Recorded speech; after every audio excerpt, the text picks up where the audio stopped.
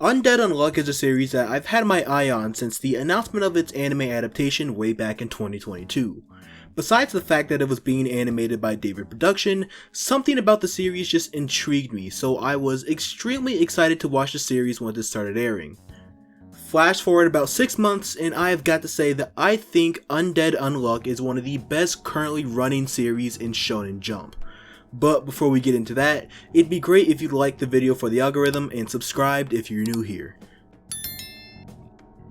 If you're new to the series, Undead Unluck follows Itsumo Fuko, an 18-year-old girl who has just finished her favorite manga, and is now ready to jump off a bridge. Yeah, we've all been there. Just as she was about to be saved by a crowd of people, she mentions that touching her will give you an incurable disease. This seemingly catches the attention of a guy who proceeds to stab himself on Fuko's knife and then grab her face in an attempt to contract said incurable disease. Suddenly, the footing the man is standing on crumbles and he gets hit by a train. This man is undead. He simply can't die from anything that hits him no matter what. After seeing Fuko's ability called Unluck in action, Undead, now named Andy, figures that she could possibly give him the death he's been looking for all this time, and that's the basic premise of the series. Before we get into the manga review portion of the video, I'd like to talk about the anime first. As I mentioned earlier, Undead Unluck was animated by David Production, the same studio that animated JoJo's Bizarre Adventure and Fire Force, which means this anime has some solid animation and some goddamn amazing sound effects.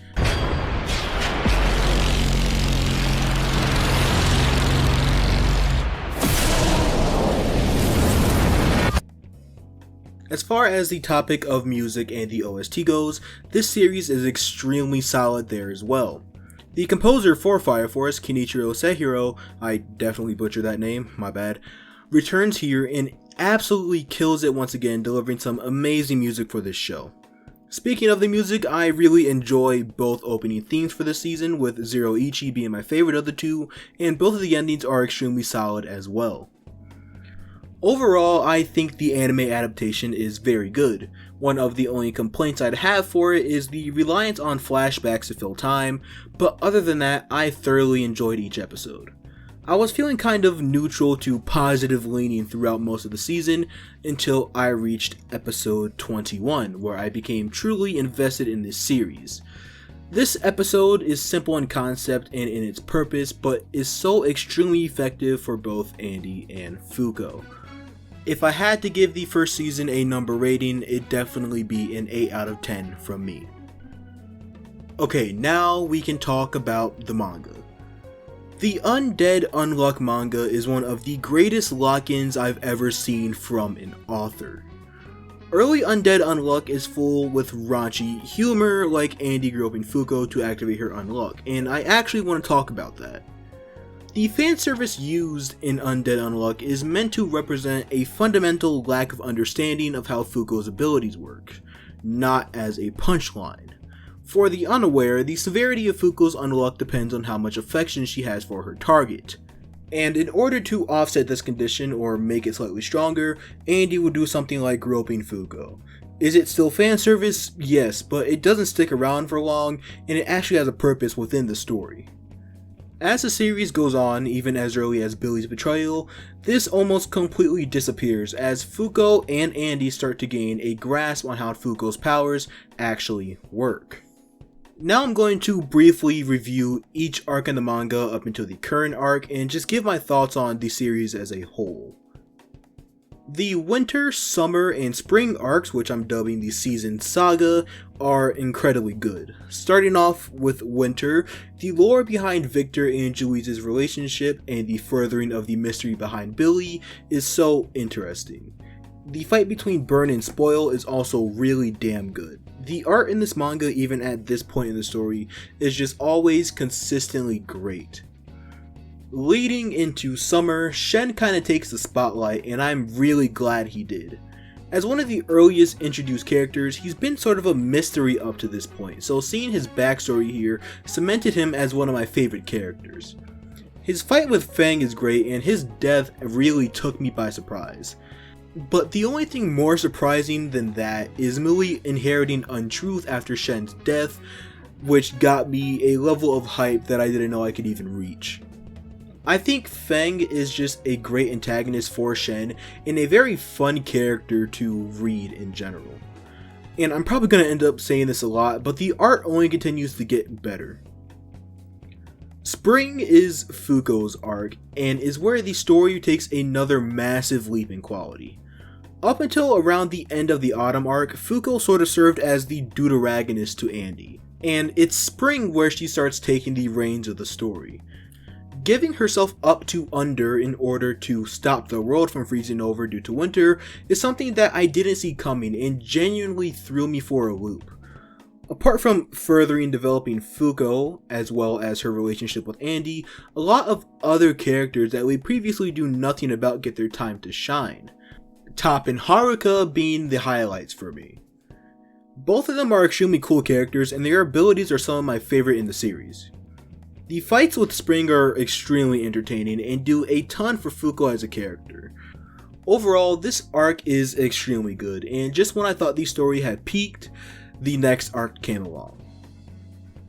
I think the Ragnarok arc is one of the best arcs to come out of modern shonen manga. Hell, I'd even go as far as putting it up there with Jujutsu Kaisen's Shibuya arc and the International Assassins arc from Chainsaw Man. Which is kind of crazy, but that's just how good this arc is. Knowing that the world of Undead Unluck was on a loop was of course not new information to me, but I did not expect it to happen again. This arc does so much for so many characters and has one of the best, most hype ending fights I've ever read. Rip was already one of my favorite characters, but seeing him fight Andy and eventually win in order to ride Ark into the new world just made him even better to me. Speaking of Andy, he goes absolutely insane in this arc.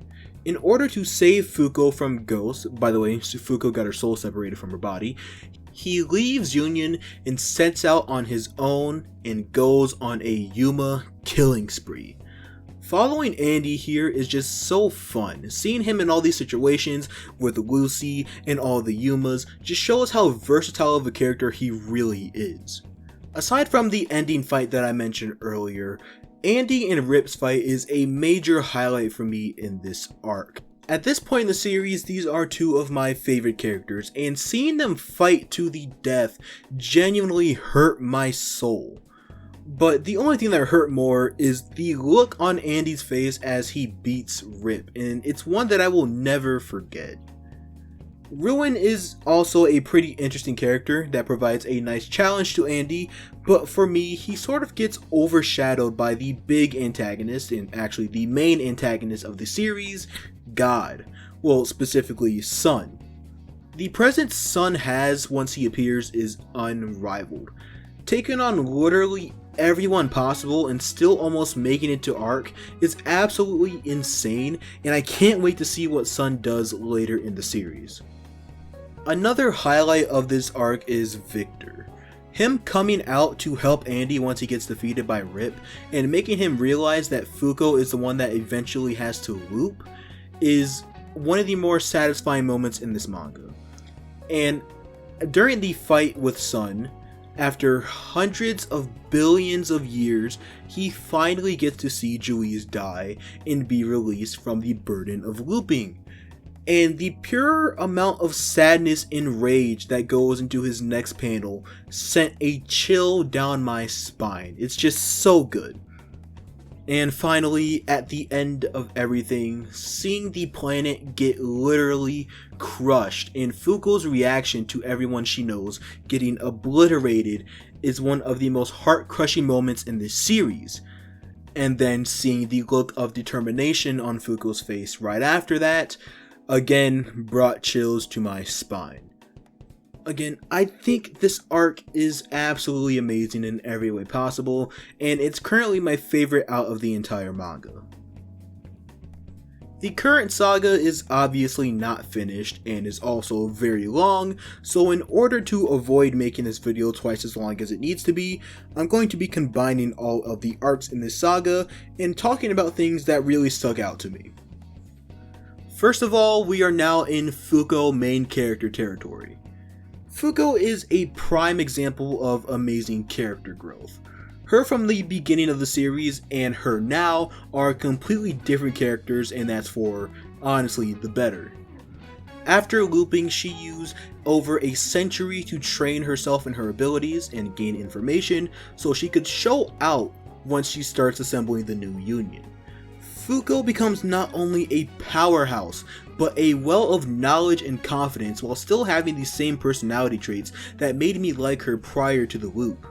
She quite literally takes the series, the entire world on her shoulders, and doesn't stumble one bit. She's one of my favorite characters to come out of the new generation of Shonen Jump in general. And even though Andy is absent because he's on the fucking sun, he does show up every now and then to take care of business and prove that even after 4.6 billion years, he and Fuko are still a ridiculously good duo. But enough about Fuko. I think the premise of the loop is an interesting concept that could very easily be fumbled, but boy was this executed perfectly. I originally thought having to meet all of these characters again would be a bit of a drag, but instead of it being the same characters, they're all just a little bit different. Whether it's because of Fuko's disruption of their tragedies or natural differences due to the loop, they're not exactly the same. I also think the loop is a genius way to dig into the backstories of certain characters, like the war that provides us Billy, Creed, and Tella's backstories.